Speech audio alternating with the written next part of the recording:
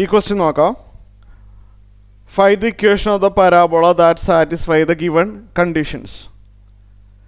Vertex 0, 0 passing through 2,3 axis along x axis. നമുക്ക് റഫായിട്ടൊന്ന് വരച്ച് നോക്കാം അല്ലേ, ശരിയല്ലേ? എക്സ് ആക്സിസും വൈ ആക്സിസും വരച്ചു. വെർട്ടെക്സ് 0, 0 നമുക്കറിയാം വെർട്ടെക്സ് 0, 0 ആണല്ലെങ്കിലും പാസിംഗ് ത്രൂ 2, 3 ഇത് എവിടെയായിട്ട് വരും? റഫായിട്ട് പറയുകയാണെങ്കിൽ ഇവിടെയായിട്ട് വരും 2, 3, ശരിയല്ലേ? ഇവിടെയായിട്ട് അറിയാമല്ലോ. എക്സ് കോർഡിനേറ്റ് 2ഉം വൈ കോർഡിനേറ്റ് 3ഉം ആവുമ്പോൾ ഇവിടെയല്ലേ 2,3. Axis along x axis. Axis എന്ന് പറഞ്ഞാൽ ഫോക്കസ് ഇരിക്കുന്ന ആക്സിസ്, അതാണ് എക്സ് ആക്സിസ്. അപ്പോൾ ഫോക്കസ് പരാബോളയുടെ ആക്സിസ് എക്സ് ആക്സിസ് ആയതുകൊണ്ട് ഫോക്കസ് എക്സ് ആക്സിസിൽ എവിടെയോ ആണ്. Focus x ആക്സിസിലാണ്.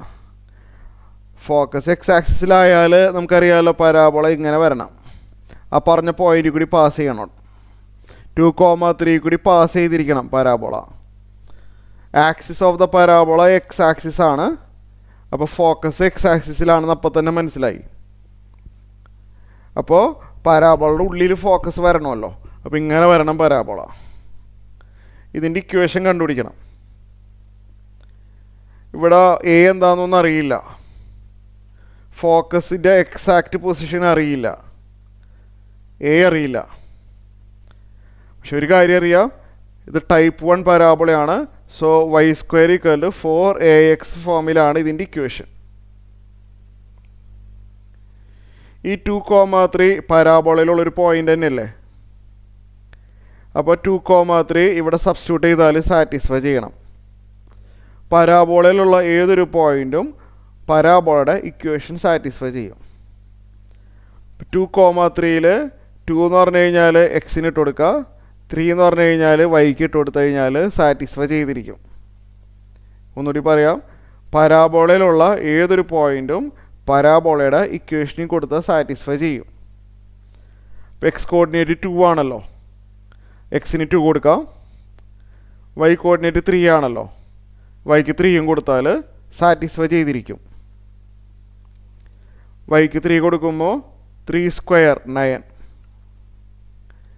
റൈറ്റ് സൈഡിൽ 4a ഇൻറ്റു എക്സിന് 2ഉം കൊടുത്തു.